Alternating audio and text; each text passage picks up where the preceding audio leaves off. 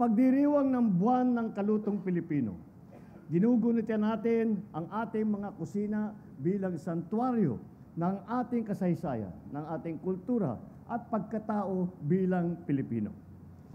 Mga kababayan, sa pamamagitan ng ating mga pagkain, matutuklasan natin ang ating pagka-Pilipino, malikhain, matatag at may malasakit sa kapwa.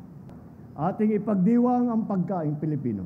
Ipamana natin ito sa susunod na henerasyon. Panatilihin natin ang ating mga tradisyon habang tayo ay naglalakbay patungo sa isang bukas na may mas masaganang bagong Pilipinas. Sobrang napakahalaga po sa amin dahil nakikilala po unti-unti ang aming mga produkto ng Quezon, naiilabas po namin sa iba't ibang lugar. At the same time po, kumikita po ang ating mga Quezon MSMEs.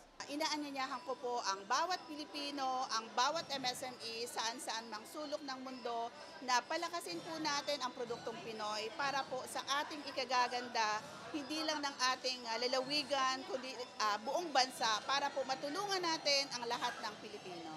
Lubos po kami nagpapasalamat ang Quezon, ang Flavors of Quezon sa ganitong pagkakataon na ibinibigay sa amin, lalo-lalo na po ng ating mahal na Pangulong BBM. Napakahalaga po nito, lalo pa po at ang produktong ito ay galing sa mga talagang mga magsasaka. So mahalaga po ito sa amin at kami na rin po ang gumagawa nito. Ito po ay nakakatuwa dahil para sa aming mga magsasaka ay proud na talagang kami ang gumagawa po ng produktong pagkain. Para po sa ating Pangulo, salamat po dahil mayroon pong ganitong araw na kung saan ay nagkakasama-sama at ipunin ang mga produktong sariling atin at ang mga pagkain na dapat ay kainin ng Pinoy at ng ating mga kababayan. Kaya thank you po. At nakasama namin kayo, nakilala at ang aming samahan o ang aming kooperatiba ay naging bahagi ng pagdiriwang sa araw na ito. Yun lang. Pilipino po, yan lang po ang nagpapatunay na tayo'y Pilipino. Tayo'y totoo na Pilipino. At doon po natin naranasan yung paano kasarap maging Pilipino dahil sa lutong bahay natin.